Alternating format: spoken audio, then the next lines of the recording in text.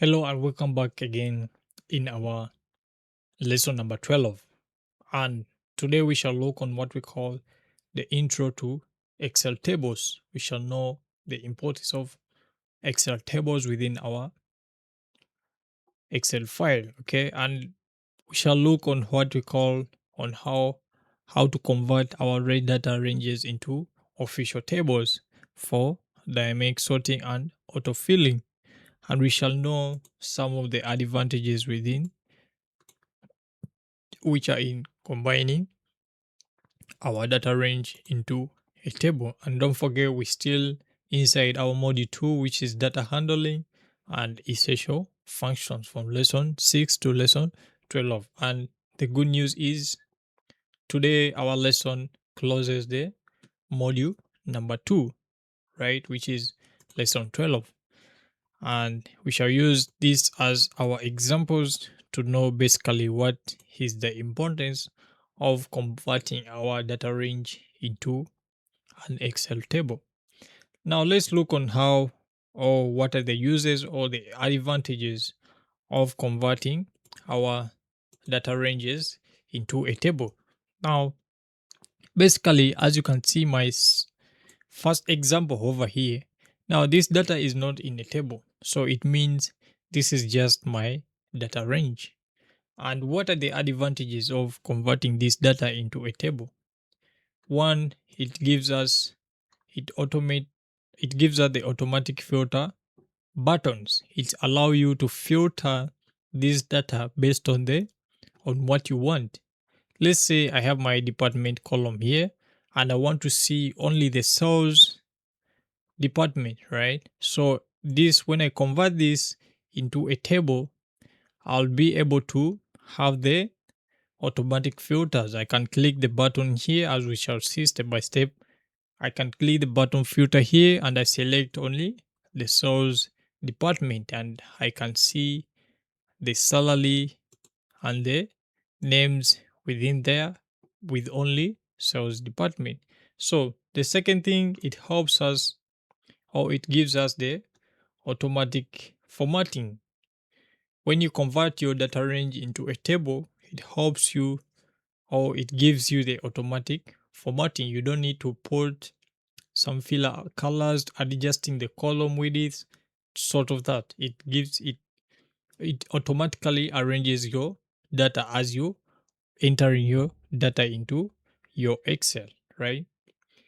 Now it gives us what we call the easy sorting. You can easily sort your data when it is in data, when it is in Excel table, right? And the second thing, another thing, it helps us, or it gives us an automatic expression when you add a new row. Now imagine I have I'm filling another entry here, right?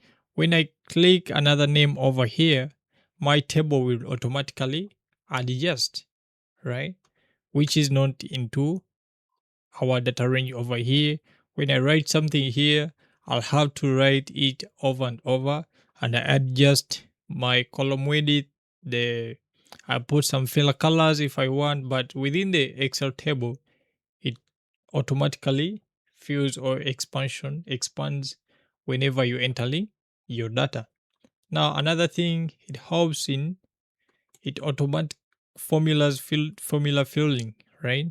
Now in case I have my example here, I have a formula within this column, right, over here.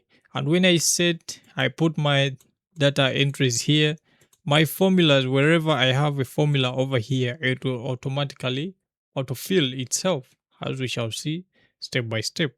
Now another thing, it's structured reference. It gives us a structured references within our data range. And it helps us, or it gives us what we call dynamic ranges for formulas and charts. You can easily click anywhere and you insert a chart, or you insert what you call a pivot chart within your Excel, as we're going to see. Now, how to convert your data range into a pivot table or into a table? First thing you need to know, you need to highlight your data range. As you can see, you highlight it over here like this. Then the shortcut will be Ctrl press T. When you press Ctrl T, this window will pop up and it will ask you, you want to create a table. Okay, where is the data range for your table? Then this is the data range which I selected over there. And you make sure if this box is not checked, you make sure it is checked to confirm that my data has headers. As you can see here, I already have my headers, which is the name, department, and the salary. If your data range doesn't have headers, then you uncheck this box so that it leaves you a space where you can write your headers from, right? So I'll just uncheck that box over there, then I click OK. As you can see, you've seen the difference. It automatically adjusted, and we've got what we call the filter buttons. As you can see, I can easily select whichever student I want to select. Then I uncheck all these boxes, then I select only the early cells, then I click OK. You can see it automatically brought the cells for early only. And if you want to go back, just check that and you clear the filter and it will automatically go back. Why? And if you did not use the Ctrl T press, let's press Ctrl Z to go back. And within here again, you highlight your data range right over there. Then you come over your ribbon menu. Okay, you click the tab, you click where we call the what, the insert tab, right? Then over here there is what we call table. Then you click it here, and when I highlight it, you can see the shortcut, which is Ctrl T, as I told you. But when you don't want to use the shortcut, you can just come over here, your ribbon menu, insert tab, then there's something what we call table. You click on that, and as I told you, make sure this box is checked. Or if your headers, if you want to leave, if you don't have headers within your data range, then you uncheck the box so that Excel can leave you a space where you can write your headers from. But I'll make sure this box is checked so that then I click OK. As you can see, it is the same format. Now the another thing you notice here, it gave us the what, the automatic formatting, right? Over here we have some colors over there, and the rows adjusted automatically, so no need to adjust everything manually. And when I come over here in the last cell, let's say I want to add another name over here. Let's say I write Joel, then I click enter. As you can see, my table automatically adjusted right over there. So these are the most important thing about the Excel table. And let's say I want to put this into a chart. I just click anywhere over here and I come to table design. No, I come to the insert tab over here, and I can automatically insert a chart, whichever chart I want. Then I click OK over here, and it will automatically bring me to this page over here. But I'll click Ctrl Z so that we don't want this. Then we go back, as you can see, right? Now I have my another example over here. Let's just highlight it like this. Then we press Ctrl T and we make sure this box is checked. Then we click OK. As you can see, it gave us automatic formatting, and we've got what we call the filter buttons over there, and I can choose to select only the VIP student over here. Then I select the student which are in VIP. That means their yes is in VIP. Then I select, and I can easily see whoever is in VIP section, right? And if you want to go back, you just come over here, you clear the formatting, as you can see. And over here I can see which student failed or which student passed. I select one pass, then I can automatically see how many students failed, how many students passed. Now this is the most useful useful thing regarding on the Excel tables or formatting your data range into a table. Okay. Now I have formulas here over here, right? Now let's say I want to fill another student, which is called Yol over here. You see, it has give us automatic adjustment, and over here it has give us results here, whereby within here in this column I have a formula, and here I have a formula, and here I have a formula. It are deducted, and it gives us a failed, no discount, failed. Why? Because nothing no exists here. But when I start filling some digits over there, then you will see something changing over here. As you can see, this has changed to pass, right? Because this is meets what my requirements, right? And when I change this to a yes, it also change to a discount over here because he's in VIP section. And when I change this over here, I put my purchase, maybe let's say 700, and I click enter.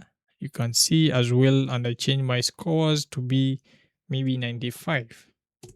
You see, this cell also has changed to an A. Why? Because this one meets the requirement of the grades within my Excel. So basically, that's the use of the tables or formatting your data range into a table. It gives you quick access, easy formatting, automatic filling, automatic formula filling within your table. It gives you a nice structured references within it and a diamond ranges for formulas and charts. So that's the use of formatting your data into a table. It helps you to access your data easily and to do whatever you want. And last thing, within here, we've selected our table right here, and when I click in the table design, we've got a name, and here you can easily change a table name. Let's say this is let's call it student is list, and we can easily write whichever name we want. Okay, and let's call this sales table. We change this to sales table. As you can see, now I have two tables within here. I have a sales table. When I go back here, you see the name is there, and I have a student is list. Okay, what happens when I want to write a formula here? I want to check. I click OK, equal sign, then I write a if statement.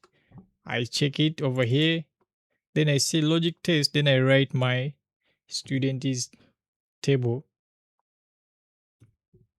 You see, it will automatically be highlighted here. Then I just double click it like this, then student table will be highlighted. Now that is the useful of the creating your data into a table. Hope you learned something now, and don't forget, this is our last lesson within our second module, which is data handling and essential function. Hope to see you in the next module, which will be module 3, and we're going to cover many new things. I will be moving slowly by slowly in completing our Excel course from absolute beginners to advanced. Hope you're learning something and you're advancing onto your Excel. Thank you. See you in the upcoming module.